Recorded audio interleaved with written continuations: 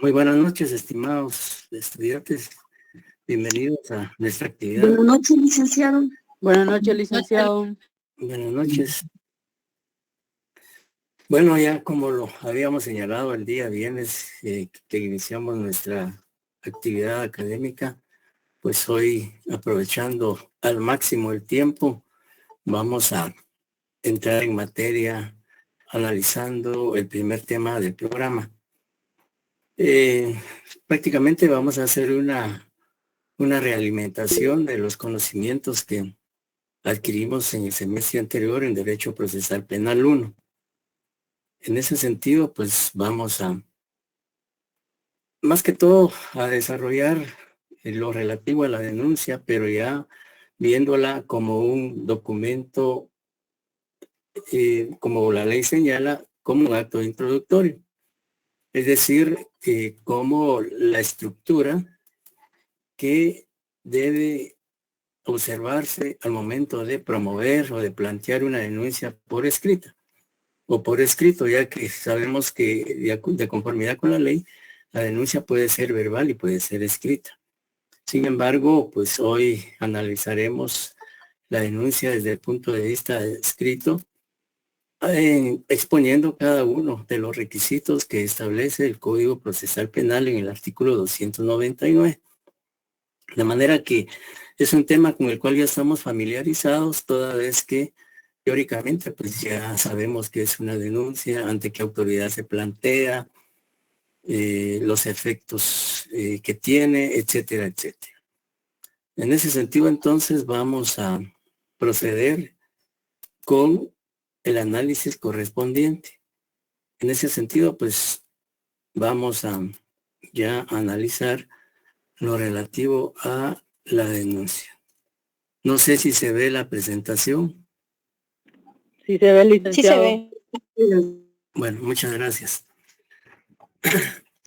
Bien, como les decía, todos sabemos que la denuncia es un acto introductorio y que la ley la denomina acto introductorio porque es una forma o es una manera técnica y jurídica de poner en conocimiento ante una autoridad competente la comisión de un hecho que reviste características delictivas. Entonces, y como les decía inicialmente, pues la denuncia puede ser verbal o escrita. Sabemos también que la denuncia está regulada en el Código Procesal Penal en el artículo 297, que habla de, básicamente no da una definición, pero establece la obligatoriedad que tiene todo ciudadano de poner en conocimiento de una autoridad competente la comisión de un hecho delictivo, sobre todo si es un delito de acción pública. Y también el artículo 298 regula los casos de obligatoriedad, es decir, cuando por razón de funciones, por razón de cargo en la administración pública, un funcionario o autoridad tiene conocimiento de la comisión de un hecho punible, pues tiene la obligación de ponerlo en conocimiento de la autoridad respectiva. Y el contenido, pues el contenido se refiere a los requisitos formales que el Código Procesal Penal requiere al momento de promoverse una denuncia en forma escrita. Podemos decir, ya ahí sí que reiterando los conceptos del semestre anterior, en la cual se indicó que la denuncia es, digamos, no es excesivamente formalista, sino que la denuncia permite que, digamos, se haga de manera simple, de manera práctica. Sin embargo, el hecho de que una denuncia no sea extremadamente formalista, eso no quiere decir que no se cumpla con observar los requisitos contenidos en el artículo 299. Que vamos a ver en un momentito la estructura de una denuncia. Y también en el artículo 300 y 301 se establece que la intervención posterior y delegación de la acción civil, digamos, el artículo 300 habla de que el denunciante no queda obligado a intervenir en el proceso penal. Basta que ponga en conocimiento de la autoridad respectiva la comisión del hecho delictivo, sin que eso implique para él la obligación de vincularse como sujeto procesal al proceso penal. Y sabemos pues que también la ley en el artículo 301 habla de que si la persona que promueve una denuncia y durante el proceso penal también va a promover la reparación digna para obtener la indemnización por los daños y perjuicios causados por el delito a través de una responsabilidad civil, pues también la puede plantear al momento de promover la denuncia. Y si esta persona no tiene la capacidad económica para, digamos, contratar los servicios de un profesional del derecho, pues la ley en el artículo 301 concretamente habla de que la reparación digna la puede promover el Ministerio Público en representación de la víctima o denunciante. Son, digamos, aspectos muy elementales que tienen que, digamos, observarse al momento de promover una denuncia. Ya tenemos ya conocimiento que la denuncia, pues, es una obligación. Y así lo establece el artículo 297 al señalar que cualquier persona deberá comunicar por escrito u oralmente al Ministerio Público o a un tribunal, a la Policía Nacional, el conocimiento de la comisión de un hecho delictivo de acción pública. De manera que es obligación de todo ciudadano, de todo habitante de la República, plantear o promover o denunciar la comisión de un hecho delictivo siempre y cuando tenga conocimiento del mismo, ¿ya? Entonces, la denuncia prácticamente constituye una obligación de todo ciudadano. No necesariamente la tiene que plantear la víctima del hecho punible.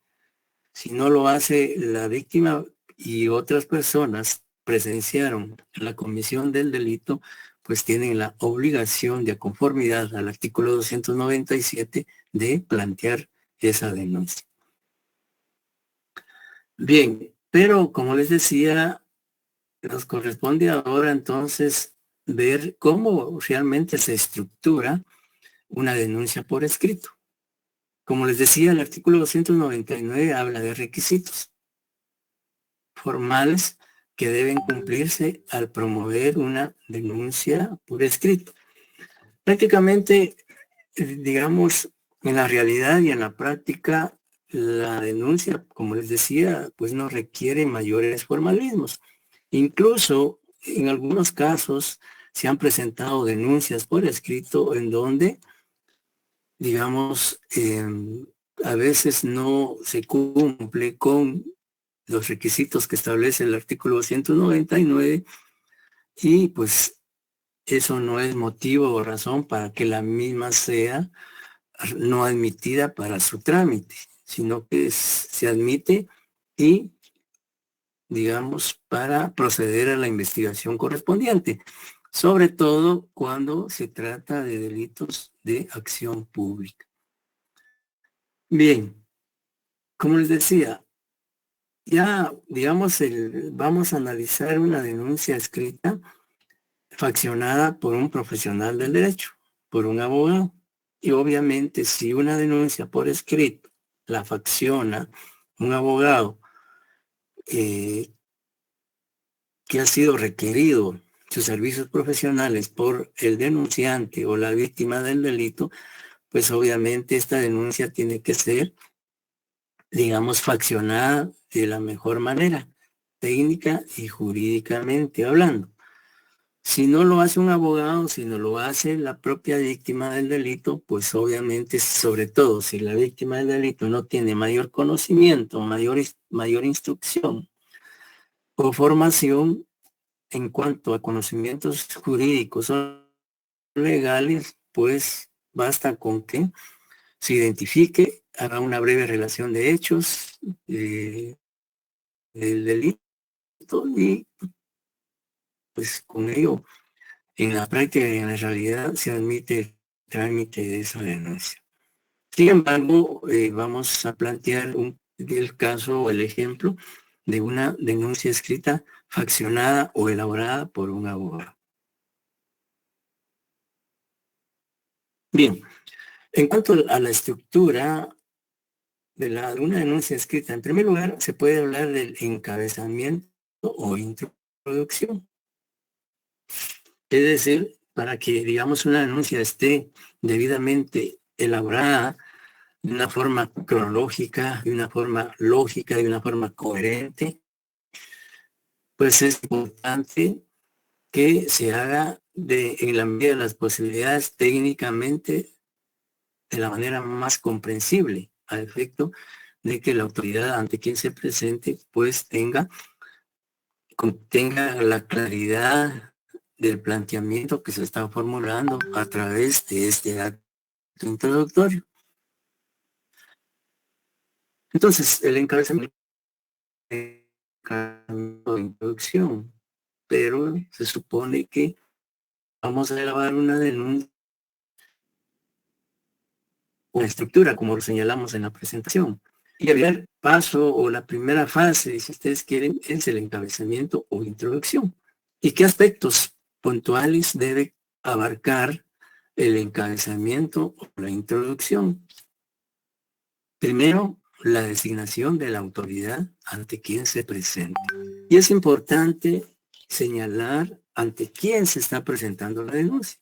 No puede presentarse una denuncia sin que tenga un destinatario, ¿ya? Y por eso se indica que se debe de identificar, se debe de indicar o señalar el nombre, la denominación de la autoridad ante quien se presenta esa denuncia. Por ejemplo, si se va a presentar ante la Policía Nacional Civil o ante una comisaría de la Policía Nacional Civil, ¿cómo la comenzarían ustedes? ¿Cómo designarían a, digamos, esa autoridad ante quien ustedes están promoviendo la denuncia? Ana Velázquez, ¿cómo usted, imaginémonos que el denunciante acude a usted como estudiante de Derecho y sabe que ya cursó Derecho Procesal Penal 1 y sabe que usted está enterada que la denuncia puede plantearse ante la Policía Nacional, ante un tribunal o juez y ante el Ministerio Público. Supongamos que él le pide que presente esa denuncia ante la Policía Nacional Civil o ante una autoridad, una comisaría. ¿Cómo haría usted la designación de esa denuncia? ¿Cómo designaría o nombraría a la autoridad ante quien está presentando la misma?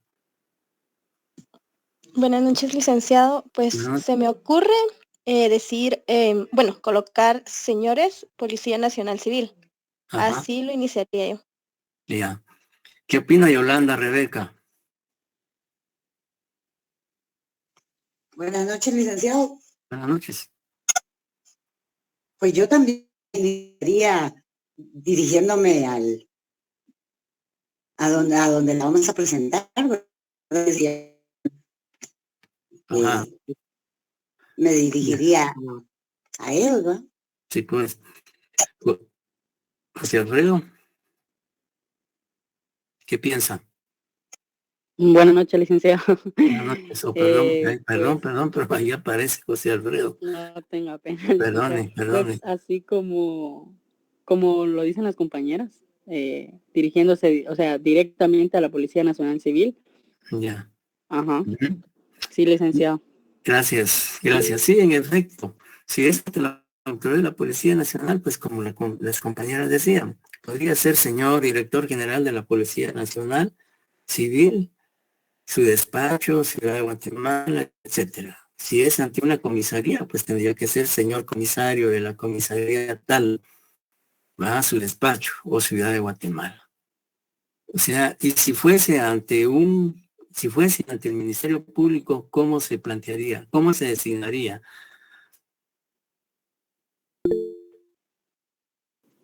Sí, Ligia, dígame. Buenas noches, licenciado.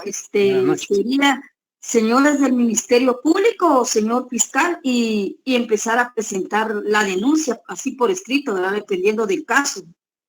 Pero así lo dirigiría yo, señor, ya sea señores del Ministerio Público o señor fiscal, el día a tal hora y tal fecha sucedió tal, ir diciendo cómo sucedieron los hechos, ¿verdad? Sí, pero aquí solo estamos de momento refiriéndonos a la designación de la autoridad. Bueno, sería la relación de hechos ya es, digamos, otro aspecto. Bueno, pero sería señores y va en un apartado diferente. Gracias. Madeline, diga, Madeline. Buenas noches, licenciado. Fíjese que por algunas denuncias que yo he leído aquí, se refieren siempre respetuosamente a la Fiscalía de Distrito Metropolitano. Ajá. Sí, digamos, en cuanto al Ministerio Público, puede ahí, digamos, darse de diferentes maneras, porque primero se podría dirigir directamente a la Fiscal General. Señora Fiscal General del Ministerio Público, señora Fiscal General y jefe del Ministerio Público, su despacho presente a ciudad. O bien podría ser, si es una fiscalía especial, pues designar a la fiscalía especial, ¿va? Si es una fiscalía regional o es una fiscalía distrital, departamental, por ejemplo, pensemos que la denuncia se va a presentar en un departamento, podría decir señor fiscal distrital del departamento de Huehuetenango, ¿ya? Y digamos, todo, o puede ser, como ustedes decían, señores del Ministerio Público, punto, ciudad o presente. Ya ahí prácticamente se está designando a la institución o a la autoridad correspondiente. Si es ante un juez o ante un tribunal, pues habría que especificar, Andrea y a Nelly. Buenas noches a todos, buenas noches, licenciado. ¿Podría ser de esta manera? Fiscalía Distrital del Ministerio Público del municipio de Morales, del departamento de Izabal. Sí, que sí, ya digamos, se especifica. Ajá, si es, digamos, si es un municipio donde existe fiscalía municipal o si es un departamento que es donde funcionan tanto municipales en algunos, pero básicamente las distritales, pues se le dirá Fiscalía Distrital del departamento de Totonicapán, ¿verdad? Ahí sí varía, porque si es aquí en la ciudad de Guatemala, pues como Byron también dice, señores de Agencia Fiscal, delitos contra el ambiente, de Alta Verapaz. Y, digamos, lo importante es designar la autoridad. ¿Ya? Si es ante un juez o ante un tribunal, pues también especificar a qué juez se está dirigiendo, si es juez primero de primera instancia penal, narcoactividad, delitos contra el ambiente, o es un juez de paz penal, etcétera, etcétera. Eso ya dependerá ante el lugar o territorio donde se presente la denuncia correspondiente.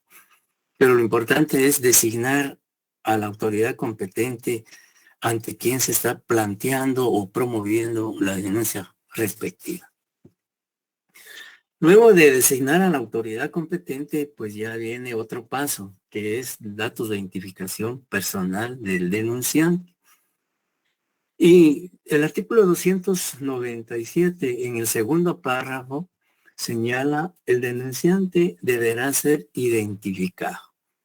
Ese deberá implica coercitividad, digamos, implica imperatividad. Es decir, que el denunciante tiene que identificarse, ¿ya? Identificarse en nombres y apellidos y aparte con posible, digamos, también con el documento personal de identificación. ¿Y por qué es importante que se identifique el denunciante? Pues sencillamente para que exista una persona, digamos, la institución, en este caso el Ministerio Público, que es el ente responsable de la persecución penal, tiene que saber quién es la persona que está denunciando. Y por eso la ley impone la obligación de que todo denunciante debe ser identificado o debe de identificarse, precisamente para evitar el planteamiento de denuncias anónimas o denuncias que se promuevan para perjudicar a X o Y persona, sino que tiene que haber un responsable de quien está promoviendo esa denuncia para que, digamos, se tenga conocimiento de qué persona es. Y como les decía, acá es de evitar el que se promuevan denuncias falsas, denuncias anónimas, etcétera, etcétera. Si bien es cierto que hay casos en los cuales la ley permite que se hagan denuncias anónimas, son en casos muy excepcionales. En el artículo 59 de la ley contra la narcoactividad, se permite que los denunciantes o testigos puedan omitir sus datos personales, su nombre. ¿Por qué? Porque son delitos en los cuales si el denunciante, digamos, se identifica, puede correr el riesgo de que atenten contra su vida, contra su integridad física o contra su familia, porque son delitos, digamos, de crimen organizado. Y también el artículo 103, 104 de la ley contra la delincuencia organizada también hacen una excepción en cuanto a personas que denuncian hechos delictivos relacionados con delincuencia organizada. Imaginémonos que una persona se percata o tiene conocimiento que en determinada residencia van a hacer una transacción de droga y denuncia a la policía. Y él se identifica con su nombre y demás datos personales. Existe un riesgo alto de que por ser crimen organizado y por ser narcoactividad, en un momento dado pueda ir a buscarlo, como ha sucedido en muchos casos, y no solo buscarlo, sino darle muerte por haber denunciado a esa organización que se dedica al narcotráfico. Entonces, en esos casos de delincuencia organizada, narcoactividad y delitos, digamos, el artículo decía 59, Byron Leonel lo está transcribiendo ahí. Entonces, en esos casos, pero que son casos muy excepcionales, solo contra delitos de delincuencia organizada, tanto nacional como internacional, pues se permite esa excepción que se puede omitir o más que todo ocultar la identidad y datos personales del denunciante por las razones que yo les expuse o pueden ser otras, pero en esos casos sí se hace la excepción.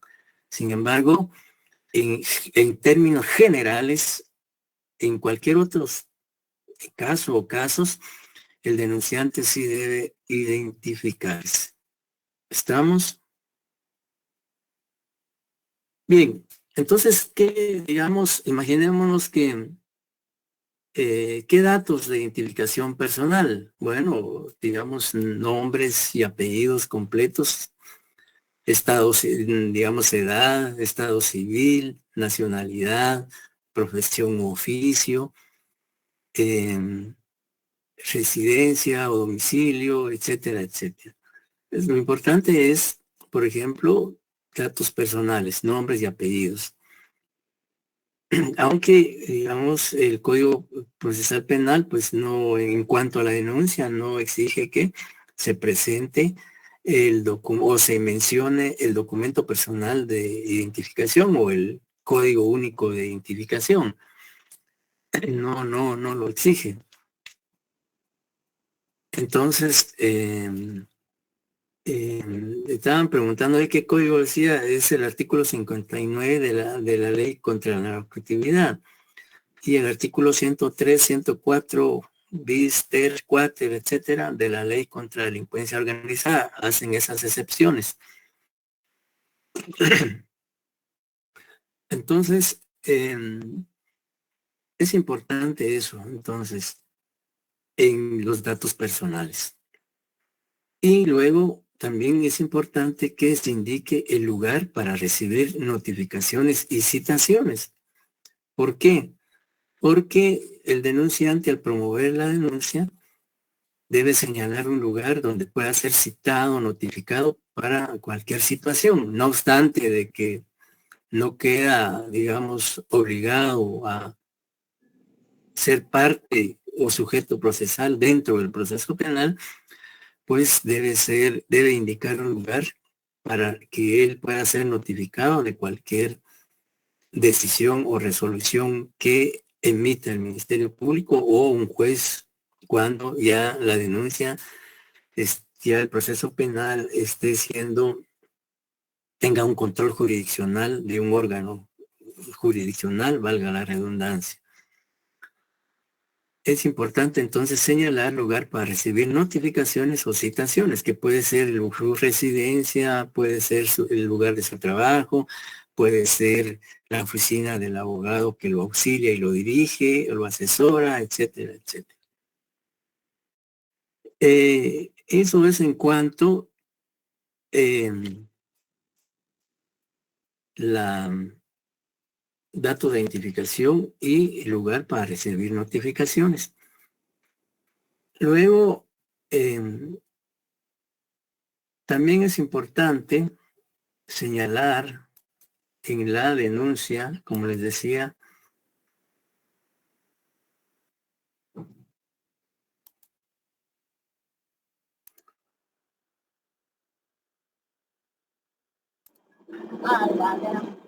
y también es importante en este caso o que estamos analizando, del auxilio profesional con que se actúa. En este caso, como se le va a dar un ejemplo, un documento de la denuncia fraccionada por abogado, en su momento se le va a trasladar. Entonces, si la denuncia, en el caso que estamos analizando, la denuncia es promovida por abogado o auxiliada por abogado, entonces se menciona el auxilio del profesional que está dirigiendo, que está asesorando al denunciante. Por eso se dice del auxilio profesional con que se actúa. Es decir, que se indica o se indique en la denuncia que el denunciante va a actuar por medio o a través del abogado X, nombre del abogado, por supuesto. Y esto, pues, como les decía, de acuerdo al artículo 299, la denuncia no es obligatoria que vaya auxiliada por un abogado. Eso ya queda a discreción del denunciante, si acude a contratar los servicios de un profesional del derecho o sencillamente él presenta la denuncia sin auxilio de abogado.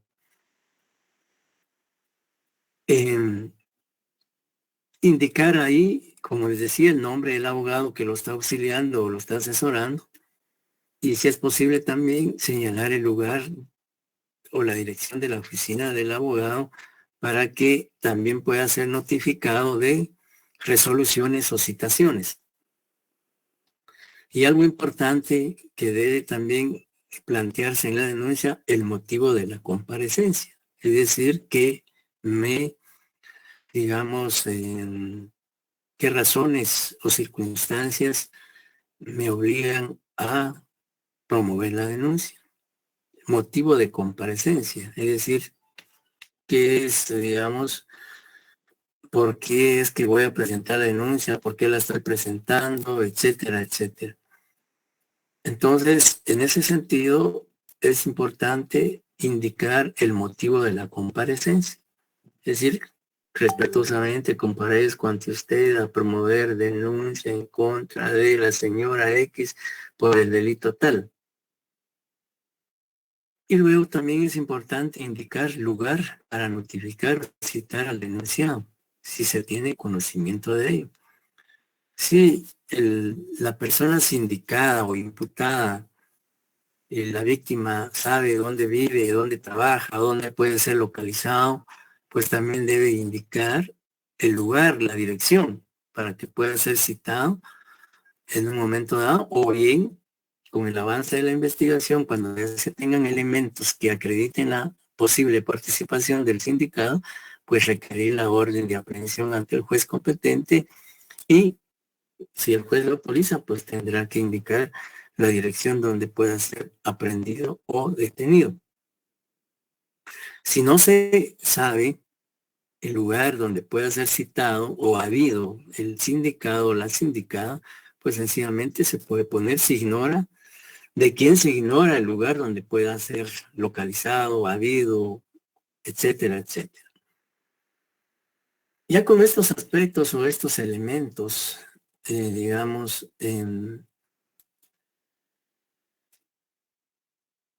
¿cómo, digamos, ya tenemos la designación de la autoridad, los datos personales, el lugar para recibir citaciones y notificaciones, el auxilio del abogado, el motivo de la comparecencia, el lugar para notificar al denunciado o al sindicado o imputado? En eso, tomando en cuenta estos aspectos, Carlos Alberto, ¿cómo haría usted el encabezado de una denuncia por el delito de hurto?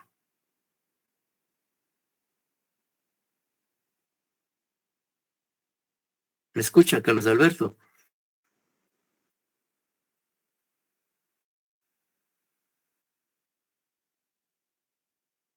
Sí me están escuchando, ¿verdad? Sí, licenciado. Sí, licenciado. Sí, licenciado. Gracias. Silic. ¿Cómo? Le preguntaba a Carlos Alberto, ¿cómo haría usted el encabezado de una denuncia? Pensemos que la va a presentar ante el Ministerio Público por un delito de robo. ¿Cómo haría esa parte introductoria o ese encabezamiento? ¿Cómo lo redactaría? Y en este caso, pues no lo podría redactar, pero sí podría recitarlo, ¿no? ¿Cómo recitar esa... Sí, por supuesto, como dice Lynn, iniciando con el lugar de los hechos, pero digamos, estamos hablando ahorita de la parte introductoria del encabezamiento. ¿Cómo se formularía ese encabezamiento? Ya tomando en consideración estos elementos o esta estructura que hemos analizado hasta el momento. Licenciado, ¿podría quedar así? Sí, Señora por favor. Fiscal General del Ministerio Público, su despacho. Por este medio, ¿me escucha, licenciado? Perdón. Sí, lo escucho. Ok. Por este medio yo, los nombres de la persona, digamos en este caso sería el abogado, en auxilio de la persona fulana de tal, quien se ubica en tal dirección. Sí, pero digamos, denuncia. sí está bien, pero lo que me interesa es cómo la redactaría. Imaginemos que usted ahorita está faccionando o elaborando la denuncia y está haciendo el encabezamiento. Con esos datos que usted me dio están bien, pero ¿cómo lo plantearía? Digamos como que usted lo estuviera faccionando ahorita.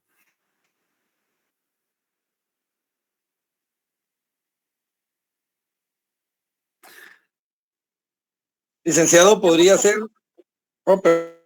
Sí, diga.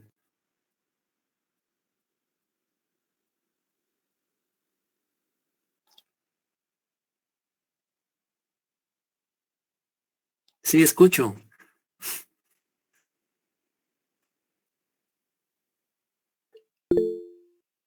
Darling Scarlett, por favor.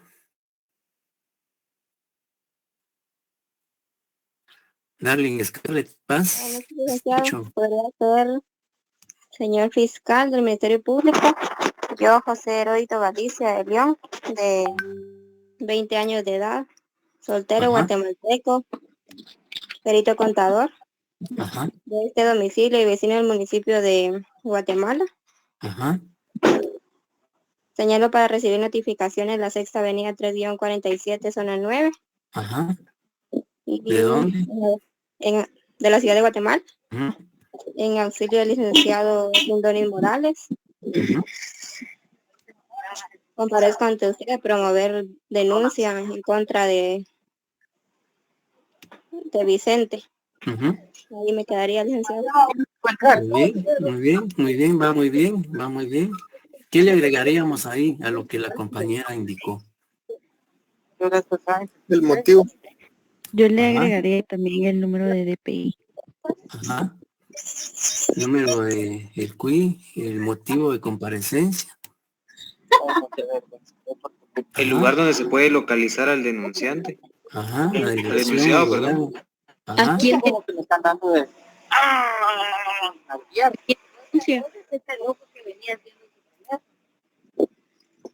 Sí, en efecto, como la compañera lo planteó, decía, pues, imaginémonos que es el señor Juan Pérez López, de 35 años de edad, casado, guatemalteco, auditor, con residencia en la Quinta Avenida 8-25, zona 1 de la ciudad de Guatemala.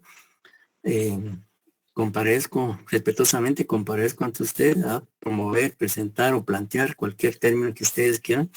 Denuncia en contra de la señora Luisa Estrada, único apellido, por el delito de robo. ¿Ya?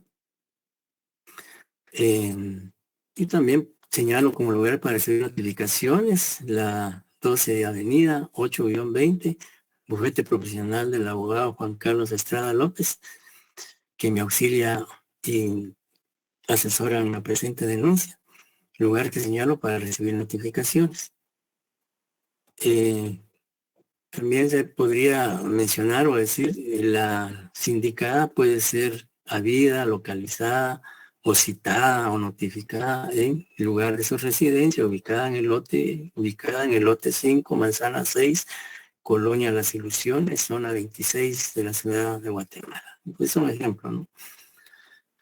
Y sí, como la planteó la compañera, pues sí, prácticamente se cumplieron con la mayoría de requisitos, ¿ya?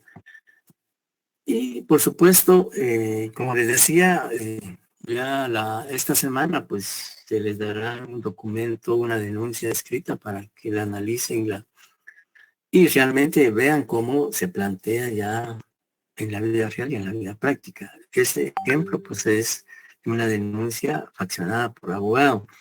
Pero como les insisto, no está obligado al denunciante a contratar un abogado para promover una denuncia, la puede presentar él, y que eso no es motivo para que le rechacen la denuncia. Y no que si él contrató los servicios profesionales de un abogado, pues obviamente el abogado va a elaborar la denuncia y como profesional del derecho tendrá que formularla técnica y jurídicamente lo más digamos, lo más adecuado posible, ¿ya? Entonces, eso es en cuanto a la introducción o al encabezamiento que debe cumplirse con la denuncia. Ahora, digamos, además del encabezamiento, la introducción, etcétera, pues ya la ley habla, el artículo 299, como segundo aspecto, relato circunstanciado del hecho. ¿Y por qué la ley habla de relato circunstanciado del hecho? Básicamente a esto se refiere a la descripción del o los hechos delictivos atribuidos al sindicado. ¿Ya? La ley habla de relato circunstanciado. Esto significa que al momento de plantear o narrar los hechos delictivos imputados al sindicado, tiene que hacerse de manera clara, precisa, concreta, de manera que la autoridad competente, al analizar la denuncia, se perciba que se está denunciando un hecho delictivo, un hecho que reviste características delictivas. Y sobre todo, en un hecho delictivo siempre debe de llevar o plantearse los verbos rectores del delito, ¿ya? Porque un hecho que no lleve los verbos rectores del delito puede ser un hecho cualquiera menos delictivo. Por eso es importante que en el hecho se debe plantear los supuestos del delito, los presupuestos de este tipo penal, o los verbos rectores de esa acción delictiva. Entonces el hecho tiene que ser lo circunstanciado, es decir, conciso, claro, ya a efecto de, digamos, que la autoridad vea que en efecto está en presencia de la comisión de un hecho delictivo. Porque hay denuncias que se presentan que no son digamos, los hechos denunciados no son delictivos. Y eso es importante porque al momento de analizar la denuncia, la autoridad le da trámite, o bien si no es hecho delictivo el que se está denunciando, puede desestimar esa denuncia de acuerdo al artículo 310 del Código Procesal Penal. La puede desestimar. ¿Por qué? Porque el hecho denunciado no reviste características delictivas. Entonces, la descripción del hecho tiene, por eso se llama descripción del hecho delictivo, es decir, que ese hecho debe llevar implícitos los verbos rectores del delito, ¿ya? Y lo importante en la descripción del hecho es lugar, hora, fecha, modo, forma en que aconteció el hecho delictivo, ¿ya? En el ejemplo del delito de robo que estábamos planteando, ¿cómo formularían ustedes ese hecho, esa descripción del hecho? ¿Cómo lo harían? Luis Enrique, ¿cómo formularía ese hecho, esos hechos por un delito de robo?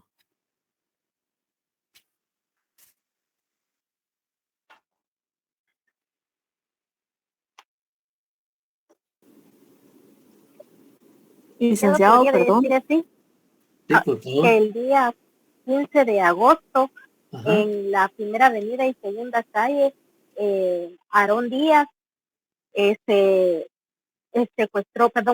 asaltó a mano armada, quitándole su celular al señor Luis Pérez, aproximadamente siendo las 6 de la tarde. ¿Podría ser así, licenciado? Sí, está bien. Sí, digamos, menciona aspectos importantes, fecha, hora, lugar y nombre de la persona. Sí, digamos, la descripción del hecho más que todo es la imputación de los hechos punibles atribuidos a la persona que se está sindicando de la comisión de este delito. Como decía la compañera, si es un delito de robo, por ejemplo, relato circunstanciado del hecho, como decía la compañera, el día 5 de enero del año 2023, aproximadamente a las 20 horas con 15 minutos, cuando transitaba por la 18 calle Quinta Avenida, la zona 1 de la ciudad de Guatemala, sujetos desconocidos portando arma de fuego, calibre ignorado, mediante violencia. Ahí encontramos aspectos. En este caso podría ser robo agravado porque van armados, ¿ya?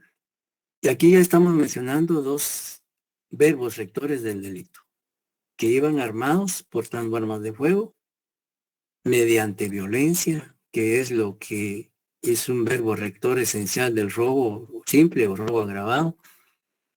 Ahorita si dice el compañero, si no se sabe el nombre del agresor, pues no se indica, se ignora nombre, se desconoce el nombre, etc.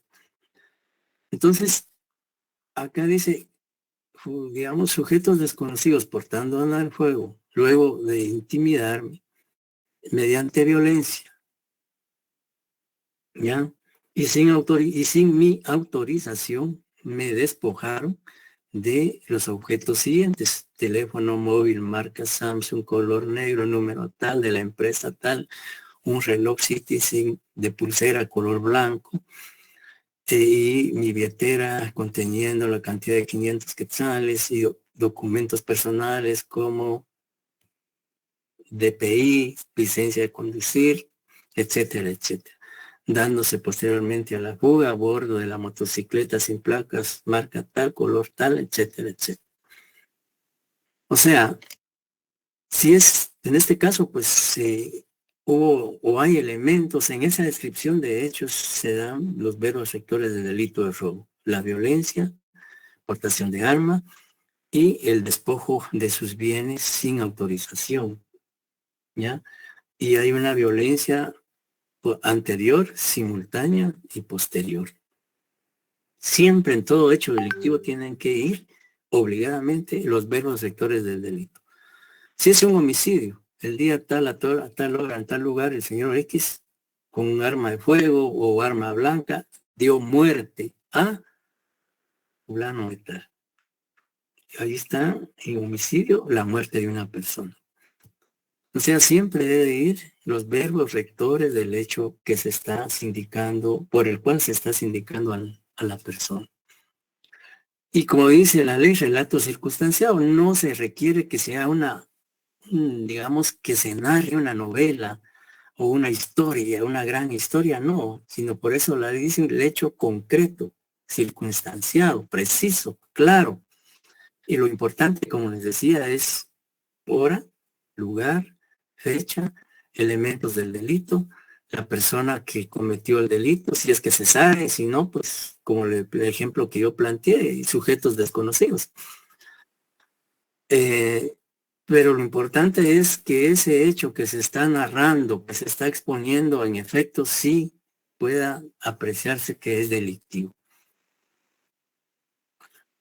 Sí, bajo amenazas de muerte, como dice mi compañera que escribe.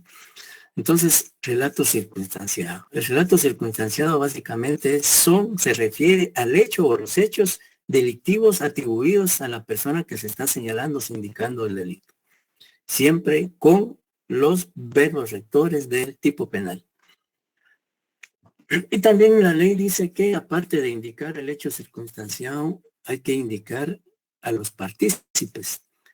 Si se sabe, o como decía el compañero, si se sabe que la persona que cometió el delito se llama Juan Pérez López, pues poner el nombre. ¿Verdad? Y si no, pues sujetos desconocidos o personas de quien se ignora sus datos personales, etcétera. Y el nombre de los agraviados. En este caso, pues ya la víctima, nombre de la víctima, etcétera, etcétera. Y también, si hay testigos presenciales o testigos referenciales que tienen conocimiento de la comisión de ese hecho delictivo, pues también mencionarlos. Sí, José Jobo. Escucho. José ha levantado la mano, pero no. Bien. Decía que si, bueno, no funciona el micrófono. Entonces,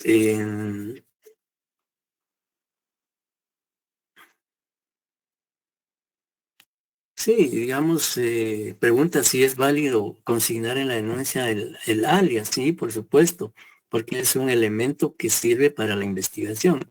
Sujetos desconocidos, pues se tiene conocimiento que tiene el alias, el mordelón, etcétera, lo que sea. Si se tiene conocimiento de un apodo, sobrenombre de la persona que cometió el hecho delictivo, pues es importante que se aporte, porque eso puede ser una pista que permita consultar archivos de la Policía Nacional, alias el Chiquilín, como dice Ligia. Sí, el sobrenombre que ustedes sepan. Como les decía, eso puede permitir consultar archivos de la Policía Nacional de personas que han sido aprendidas y que puedan tener ese sobrenombre, ese alias o ese apodo, etcétera. Bien, entonces eso es en cuanto a el hecho circunstanciado. Si hay alguna duda, por favor, plantéenla.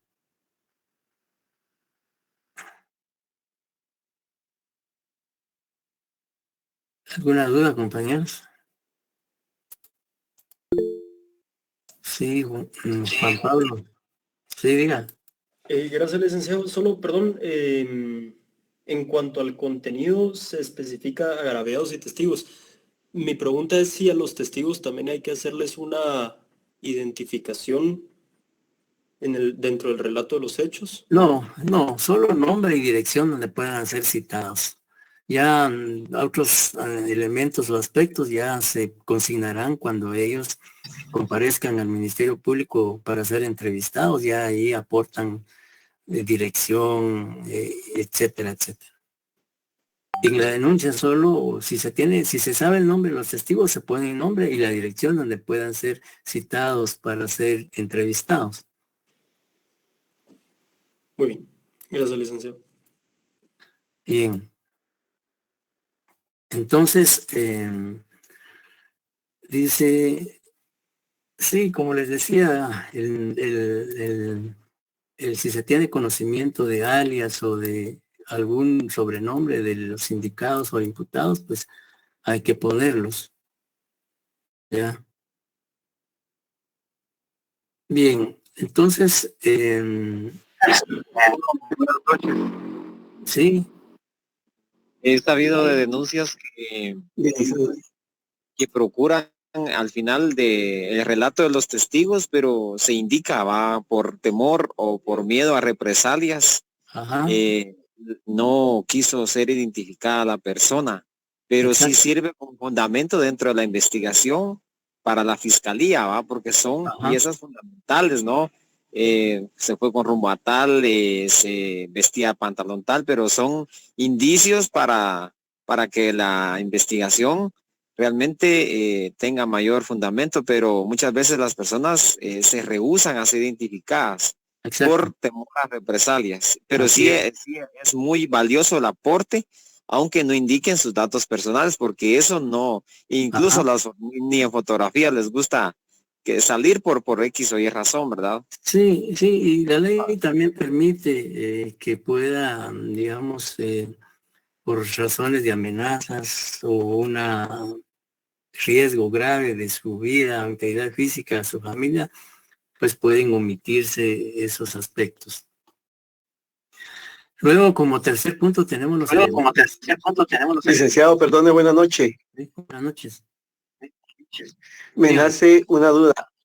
Cuando uno se presenta a una estación de policía a presentar la denuncia de un robo o de X delito, uno solo se pronuncia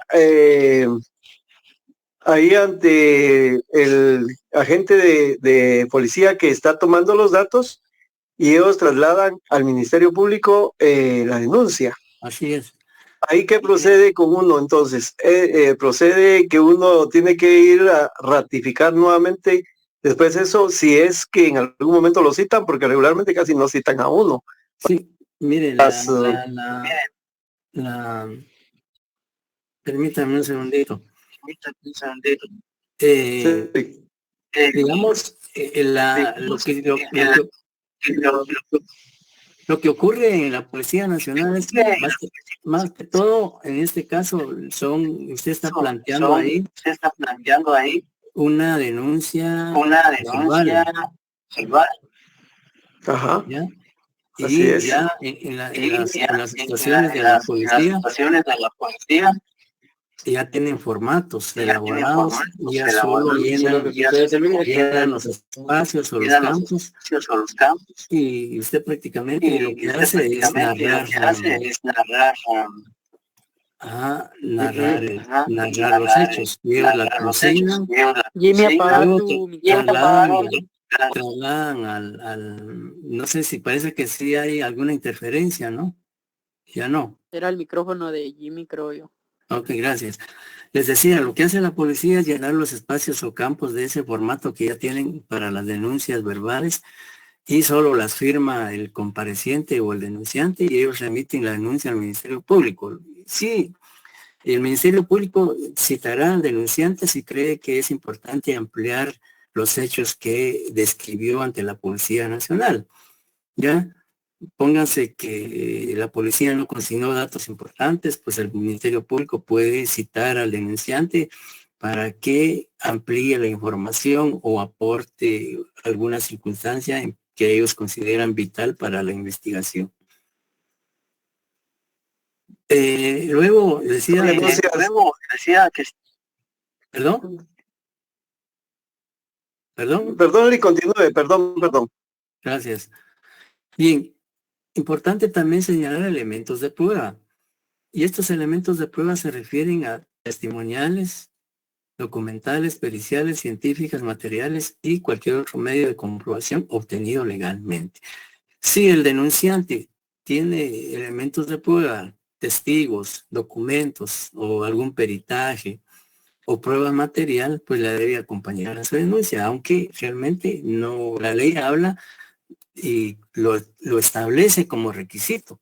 Pero recordemos que el obligado a investigar, el obligado a obtener estos medios es el Ministerio Público a través de la investigación. Pero si se puede aportar a la denuncia, pues hay que hacerlo. Luego se habla de las antecedentes. ¿Algún micrófono ahí, por favor? Antecedentes o consecuencias conocidas. Si se tiene conocimiento que el imputado, por ejemplo, es un delincuente habitual o que ha tenido diferentes ingresos a la Policía Nacional o a los centros de detención, que tiene un récord delictivo, etcétera, pues entonces se debe mencionar en la denuncia porque eso también puede coadyuvar a que se recabe información en cuanto a antecedentes penales, policiales del sindicado o del imputado. Además, se indica del fundamento derecho. El fundamento derecho pues no es importante ni es requisito de acuerdo al artículo 299, sino que en este caso se pone porque la denuncia es faccionada por un abogado y el fundamento derecho no es citar leyes, no es citar artículos, sino el fundamento derecho básicamente es parafrasear, por ejemplo, en el delito de robo, en qué consiste el robo, los elementos del robo, etcétera, etcétera. Y como les decía, en el formato, pues ustedes se van a percatar de ello. Luego las peticiones, es decir, las peticiones se refieren a de qué es lo que el denunciante pretende que haga el Ministerio Público, que investigue, que cite a los testigos, que se tenga lugar para recibir notificaciones del que se señaló, que se tengan por ofrecidas las pruebas o propuestas, etcétera. Esas son las peticiones. Indicación de número de copias que acompañan al original, así como los documentos adjuntos. Si es necesario, pues ponerlo. Y si es importante indicar los documentos que se acompañan a la denuncia. Es decir, no es necesario indicar el número de copias. Y es más, si se quiere, se acompaña copias, si no, no.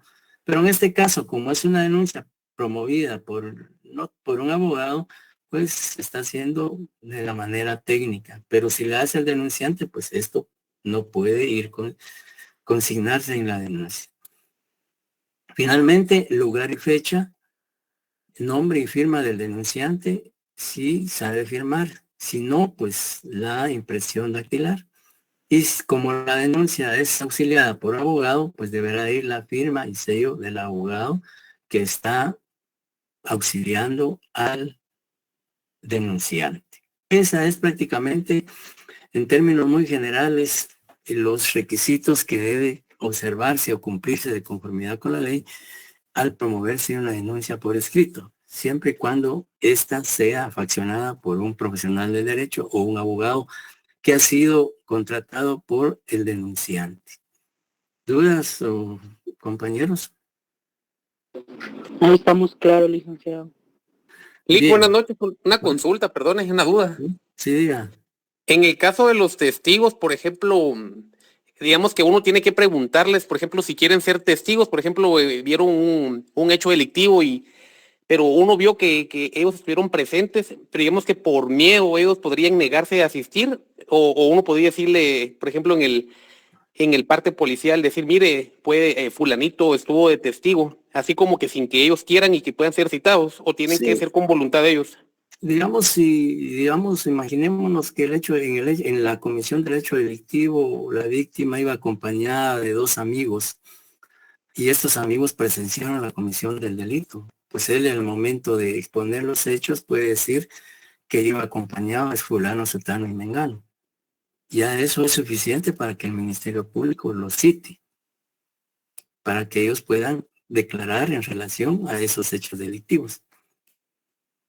Perfecto, gracias, Lic, muy fino. Servirle.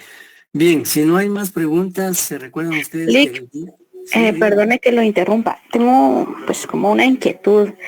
Una vez estaba en una comisaría No sé si ahí se puede plantear una denuncia. Bien, por lo que Comisaría de la Policía Nacional. ¿Correcto? Sí, por supuesto, la ley permite que la policía, el artículo 197, habla de que la denuncia puede promoverse verbal o por escrito ante la policía, ante el Ministerio Público o ante un juez o tribunal. Correcto, así es. Yo sabía que sí, pero bueno, yo estaba sacando mis papeles policíacos, pero llegó una persona que le acaban de robar y pues como expuso su caso y todo, pero los policías le dijeron que no, que ellos no podían hacer denuncia, lo único que le podían hacer a él era un extravío de documentos. Ya, bueno, si no fue hecho delictivo, pues aunque la policía últimamente sí recibe denuncias por pérdida de documentos o de teléfonos, etcétera. Aunque ese hecho no es delictivo. La pérdida de un documento, la pérdida de un teléfono no es un hecho delictivo. Pero digamos si es robo. Pero sí la policía. Bueno, si es, digamos, la persona es despojada violentamente de sus pertenencias, como documentos, objetos, ahí sí es un hecho delictivo, es un robo. Y la policía debe de recibir la denuncia. Ok, sí, por eso me quedó duda, porque ellos le dijeron que no, Sí, solo sí, era un si no lo hace, estaría incurriendo en un incumplimiento de deber, ¿ya? Porque es un, digamos, la policía tiene dentro de sus funciones recibir las denuncias. Y ahí está omitiendo un acto propio de su función, como dice el artículo 419 del Código Penal, que habla del incumplimiento de deberes, dice el funcionario o empleado público que omitiere, rehusare o retardare algún acto propio de su función o cargo, será sancionado con prisión de 1 a 3 años. Ah, ok, perfecto, gracias, licenciada. Sí, yo me quedé con la inquietud, pero como yo no iba con esa persona en ese momento, pues, pero sí me quedó esa inquietud porque que yo tengo entendido, sí se puede. Sí, debía haberla recibido. Fíjese, licenciado, que yo fui aproximadamente hace un año víctima de un robo de vehículo. Ajá. Como a las 2 de la mañana. No, perdón, fue como a la 1. Cuando yo fui a poner la denuncia a la policía, precisamente ahí en la estación que está en la Bolívar, me dijeron de que no estaba la persona indicada que tomaba las denuncias, que tenía que ir en hora hábil, me dijeron. Imagínese eso. Sí, realmente ahí hay un incumplimiento de deber y realmente se debe poner en conocimiento de las autoridades superiores para que corrijan esas deficiencias y ahí prácticamente era obligación de la policía recibir esa denuncia. Bien, si ya no hay más preguntas, ¿se recuerdan ustedes que el día viernes yo les hablé de un proyecto del Instituto de Derechos Humanos de la Facultad de Derecho de la Universidad de San Carlos? Y que, digamos, ellos están promoviendo un diplomado en Derecho de Ejecución. Y que esta noche iba a estar con nosotros el doctor Sergio Morales, que es el director del Instituto de Derechos Humanos de la Universidad de San Carlos, en la Facultad de Ciencias Jurídicas, y el licenciado Luis Ramírez, que ha colaborado con la facultad en el Instituto de Investigaciones Jurídicas. Entonces ellos esta noche nos acompañan y les damos la más cordial bienvenida tanto al doctor Sergio Morales como al licenciado Luis Ramírez. Y pues ellos van a tener a bien mencionarles el proyecto y con la intención de que si ustedes están interesados en, digamos, en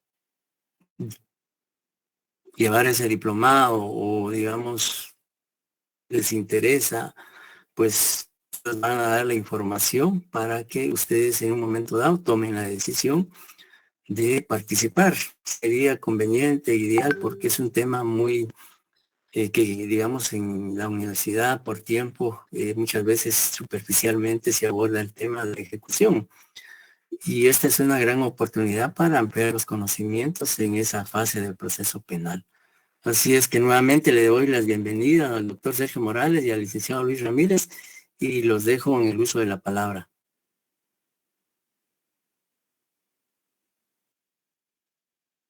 Buenas noches. Bueno, quisiera que el doctor Morales está por ahí porque el director del instituto pues tuviera bien iniciar esta plática.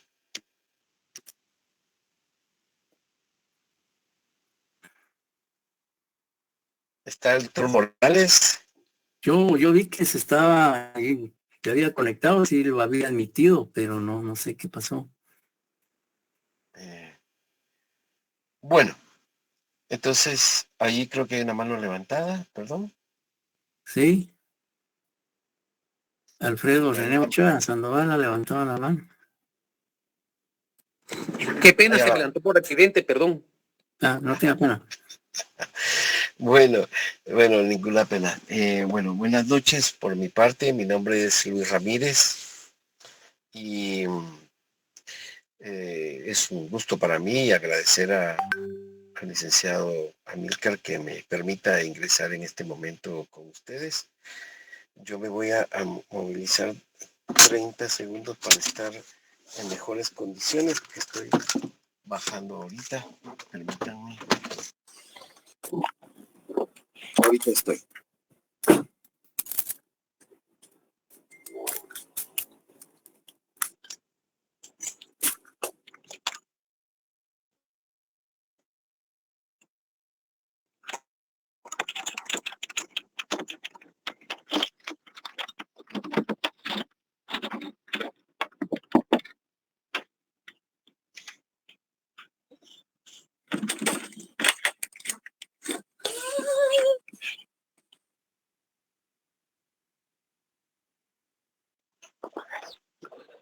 Bueno, buenas noches.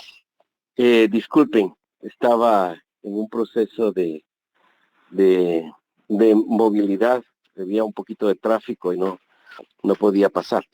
Pero en fin, el gusto para mí de saludarles y comentarles a ustedes esta experiencia que ya hemos tenido varias en otros años anteriores.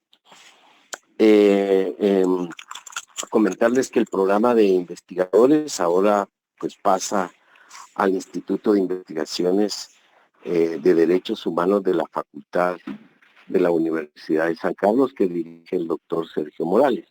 Nosotros iniciamos un programa de investigadores junior en el Instituto de Investigaciones Jurídicas y Sociales durante más de 4 años y hasta el momento pues hemos tenido graduaciones hasta de 30 investigadores, que es lo que hasta el año pasado terminaron. Ahora pasamos al Instituto de Investigaciones y queremos pues un programa de formación y también de apoyo en lo que es ejecución penal inicialmente, aunque puedan haber otro tipo de actividades.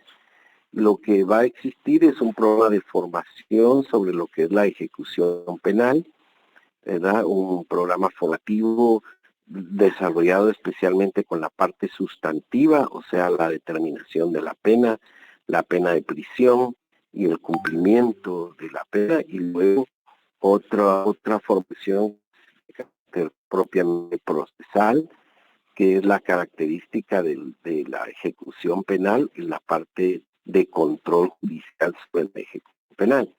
Entonces, esta parte es parte de la formación. Bien, daremos una formación sobre política criminal y criminología. Y bueno, con este proceso formativo hay que desarrollar algunas actividades en los juzgados de instrucción.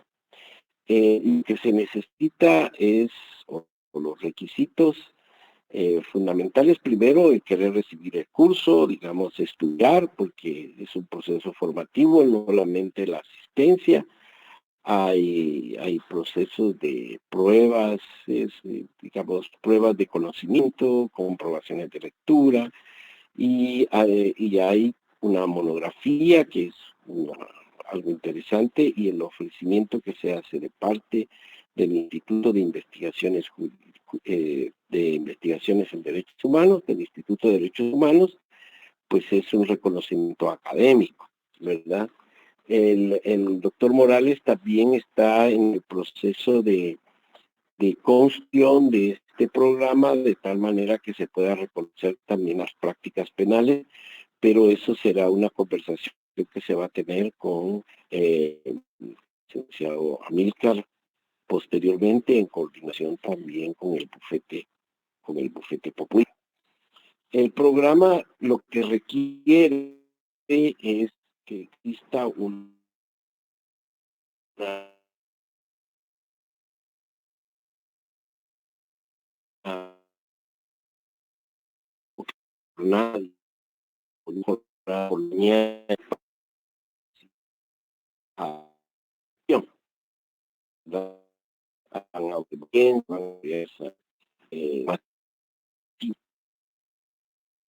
este momento en el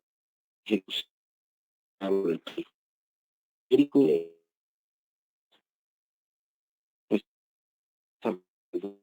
información del modelo de entonces quieren a ellos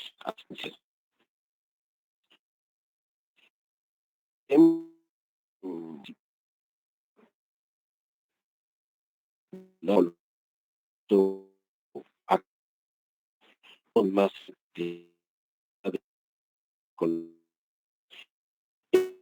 los